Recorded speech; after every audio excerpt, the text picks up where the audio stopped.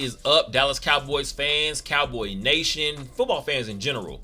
In a game that I called prior to the week a must-win game for the Dallas Cowboys, I'm facing off against the Atlanta Falcons, the 5-3 Atlanta Falcons, with the Dallas Cowboys sitting there at 3-4. This is a game the Cowboys had to grab because you're seeing success from teams like the Philadelphia Eagles, the Washington Commanders, and of course the New York Giants is somewhere down towards the bottom, but the Cowboys do not want to see them in contention. I guess you want to say in a dogfight with the New York Giants to see who can end up fourth in the division. Because again, you're seeing the Eagles and the Commanders having some success, and you cannot let them get too far ahead of you in the NFC East race for this season specifically. But the Dallas Cowboys came up short in a game again, a game of missed opportunities, a game of just lackadaisical play. We can talk about the injuries, we can talk about not having some key guys out there, we can talk about what is this stagnant, consistently stagnant offense the Dallas Cowboys had. But the Atlanta Falcons did defeat the Dallas Cowboys early on the Sunday. Final score: Atlanta Falcons 27, the Dallas Cowboys 21. A game, of course, we talked about, again, more injuries already, not having guys like Micah Parsons and DeMarcus Lawrence. And then you're seeing Deron Bland finally gets activated, but of course he didn't play in the game this week. And then Ezekiel Elliott, we're talking about in a situation is very confusing. Apparently he kind of gets told that he's not going to be getting more playing time. Again, apparently one of those things that he's been, I guess someone saying that he wanted more opportunities, more reps in games. I guess we're talking about, especially in these important games as the season goes on and the Cowboys start to slip away even more and more. And again, apparently his reaction to it is not conducive, I guess, to the environment the Cowboys are claiming that they're trying to create.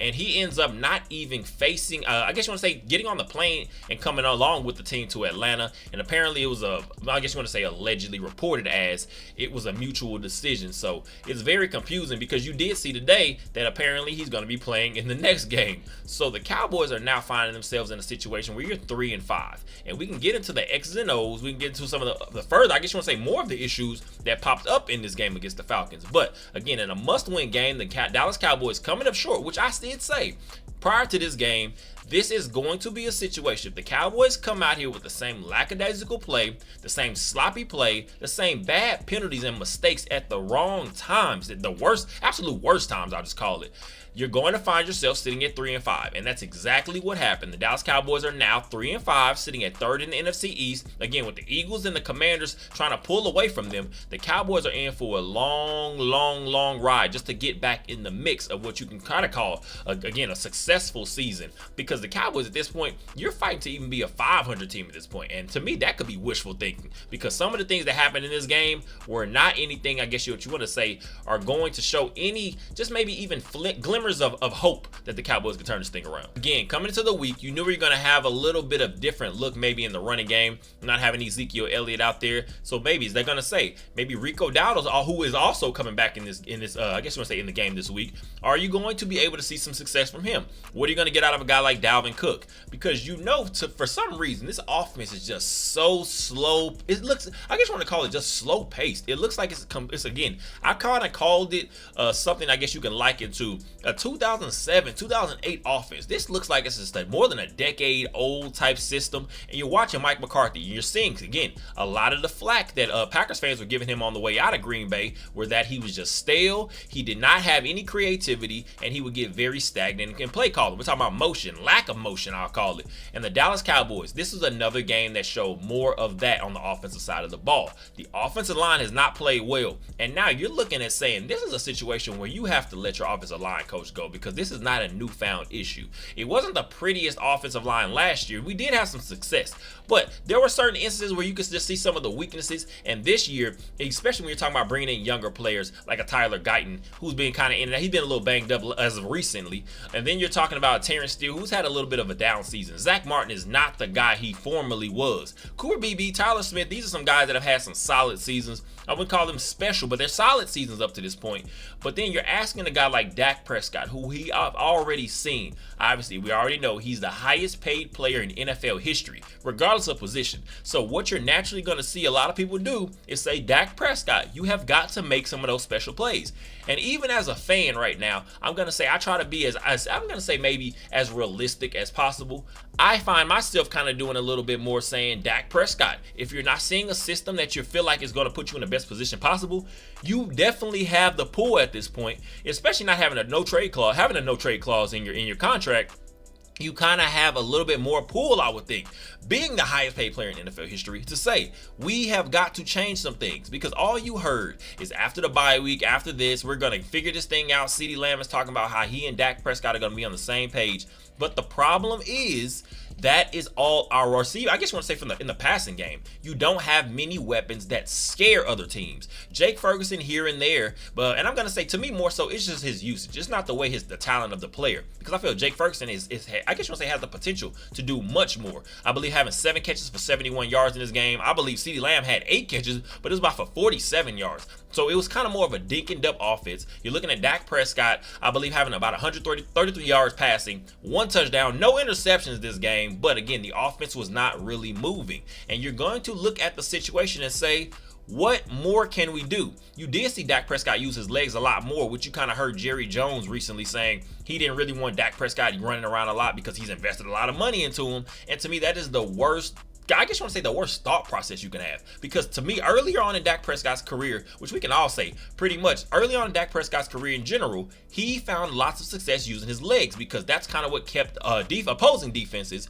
on their toes, because you also knew if there was an open lane, Dak Prescott will take his first down yardage and then get down or get out of bounds. But now you've seen Dak Prescott, and we could talk about breaking his ankle some years ago, obviously, the 2020 season, I believe. He has now been a little bit more timid when it comes to running the ball, and that's to be expected, because you have to get comfortable again. But we're at the point where Dak Prescott has got to utilize all his skill set, because now the Cowboys, you have a very inconsistent running game, which I'm going to give Rico Dowdle lots of credit for. I believe 12 carries, about 75 yards. This was a great game from Rico Dowdle, because I've talked about, I love his running style. When you watch him, he's a lot quicker than Ezekiel Elliott at this point of his career. You see some of them, and you obviously, I guess you can say in the few reps we've seen a Dalvin Cook have out there, Rico Dowdle just looks a little bit more comfortable, because it's just a system. He understands what he's expected of him a little bit more. So Rico Dowdle, this is probably one of the best games he's had just rushing. I believe over 6 yards per carry. I believe 5 or 6 yards per carry. A great game from a guy like Rico Dowdle. Also a receiving touchdown that he received from Dak Prescott. But we're looking at a situation now where you also are seeing Dak Prescott injure his hamstring, and it's now being reported he's going to miss several weeks. And it's also being reported that he's looking for a different opinion just to see exactly what the treatment options are. But Dak Prescott, pretty much, we're talking about a team sitting at 3-5. Dak Prescott being out of the mix. Cooper Rush did come in, I believe, ends up with about 25 passing yards in a short amount of 25 passing attempts in a short amount of time, because the Cowboys are trying to get themselves back in the game. He ends up with a nice touchdown pass, I believe 115 yards passed and a nice touchdown pass to a Jalen Tolbert in the back of the end zone, but it was too little, too late. The Dallas Cowboys defense couldn't really get any stops, which we'll talk about in a second. But this offense, again, is just so prehistoric at this point. I'm so tired of the slow starts. I'm so tired of the missed opportunities. And if you're Dak Prescott, and if you're a guy like Mike McCarthy, you would have thought the thought process, again, would have kind of been up to this point to say, let's speed it up a little bit. Teams are kind of sitting on what seems to be a predictable offense at this point. We don't have a major consistent running game, although you got a nice performance out of Rico Dowdle, I guess you want to say, in terms of consistency this game. You're looking for a situation to say, what can we do differently? Speed it up tempo, more motion. You see a lot of times we'll put guys in motion, more so a CeeDee Lamb when it comes to these end around handoffs, which again, we could talk about. Mike McCarthy had some terrible decision making at the worst times. It was a 4th down call. You see an end around to a CeeDee Lamb, just bad decision making, because again, it was showing this offensive line has had no push whatsoever. Why are you wasting downs? Either commit fully to more of an up-tempo approach, the quick passing game, or just run it heads up. But Mike McCarthy, this is just showing more and more. He has kind of lost this team. And I'm going to say, some people can say you're overreacting. I do not feel his message is being heard, because this team has shown lack of discipline repeatedly. This team has shown boneheaded mistakes repeatedly. And I'm going to put that fully on the head coach. If you can't call plays offensively or defensively and still be, I guess you want to say, do your job as a head coach in general, because you're the one that's overseeing everything, then you need to give something up. But at this point, I'm going to say it's time for Mike McCarthy to go. This team, the message, everything in general just starts to look so dull, and I'm pretty much I'm going to say I'm over it. Especially now talking about not having a Dak Prescott for months, several weeks several weeks, and having Cooper Rush, which a lot of fans I've kind of seen have tried to throw some optimism and say Cooper Rush can come out of here and maybe he can win us a couple games in a row, a few games. But at the end of the day, what is the shelf life of that? Are we talking about Cooper Rush going to potentially take this team on a playoff run? I'm not seeing it because there are just too many weaknesses in every other facet of the game. But when you're talking about what the Dallas Cowboys could have done better, it's going to start with bringing in a guy like Derrick Henry, which Stephen A. Smith, surprisingly, and again, you don't know how much this is scripted, whatever it is, he pretty much says the biggest issue of the Dallas Cowboys, which he would love to get on here and clown the Cowboys today, but he blames a lot of it on Jerry Jones. I guess you should say the lack of doing anything in the offseason, the lack of improving this team, waiting around on a Dak Prescott and CeeDee Lamb type deals, which could have saved your team some money in the free agency market, or just being able to improve this team.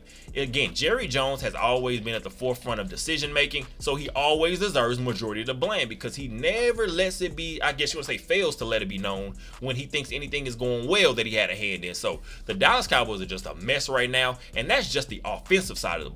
Then going over to the defensive side of the ball, obviously, again, we've had missing guys due to injury, and Micah Parsons, DeMarcus Lawrence. You've seen some guys in and out, but I will say a guy like Carl Lawson, who we've kind of seen off the practice squad, being brought up off the practice squad in recent weeks, and then I ended up with about 2 sacks last night, I believe. Sunday. So when you kind of I guess over the last few weeks, I've gotten a little bit more on Mike Zimmer and just the failure of adjustments, but some of these guys are just not getting it done. This is a situation where I'm going to say, outside of a Carl Lawson, DeMarvion Overshown is one of the only bright lights of this team. He's the only bright, I guess you want to say, a guy that kind of goes out there, and shows some energy, shows some intensity, and shows some care. We're looking at a defense pretty much that was getting gashed by Bijan Robinson. He ends up with about 19 carries, about 86 yards or something like that. I know it was over 4 yards a carry, but also he was eating us up himself in the receiving game. Kirk Cousins was pretty much taking what you were giving him, and he was making this team pay. Again, Drake London, I believe earlier on in the game, catches a touchdown pass, and he ends up injured. So who are you looking to get some catches on the outside? You would think a guy like Kyle Pitts, but it was the former Chicago Bear. Darnell Mooney had a great game against the Cowboys. This was just an issue where you're going to continue to see. We have so many injuries. You have so many guys just playing out of place, and so many guys that just constantly look like they don't even know what they're doing. How much of this is game preparation? How much of this is just guys not being in the right place or just not making plays? It goes hand in hand to me because, again, you see sometimes guys are just not in the right place when it even just comes to getting set up. We have so many issues with this team, but again, defensively, it was more of what we've kind of seen already in recent weeks. The defense cannot get any push in the interior. Teams are gashing you, especially you have a player like a Bijan Robinson. You can't even give him a little bit of space because he can make something out of nothing a lot of times. But the passing game, the passing defense has done nothing. And I'm going to say a lot of that can be due to maybe just lack of pressure, because in the NFL, I don't care, majority of the time, even some of the worst quarterbacks can look really nice if you're giving them time and time and time back there to set up. But the Cowboys, again, this is a defensive effort. We've seen so many guys who we've expected to be some mainstays and some playmakers on this team. Although, again, not having DeMarcus Lawrence and Micah Parsons are major losses. Not having a Deron Bland out there with the Trayvon Diggs, major losses. But again, some of these guys just look out of place, and you're starting to ask questions about, again, like I've said last week, Mike Zimmer, you have got to look in the mirror and ask yourself how much of this is your fault, because it's not all him, but at some point we all need to figure out who exactly does have a hand in this, and I think there's blame to go around for a lot of people.